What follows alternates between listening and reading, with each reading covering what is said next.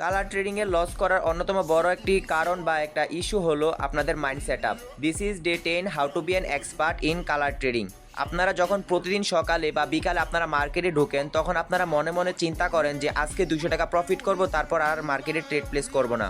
কিন্তু যখন আপনাদের টার্গেট ফিল আপ হয়ে যায়, তারপরও আপনারা একের পর এক ট্রেড নিতেই থাকেন। আপনারা zigzag market, double market, triple market না বুঝে না চিনে আপনারা ট্রেড নিতে থাকেন। মার্কেট বিগ খেলতেছে, আপনারা স্মলের ট্রেড নিতেছেন, ভাবছেন কি একটা বিগ আসবে, তখন আপনাদের টাকাটা প্রফিট হয়ে যাবে।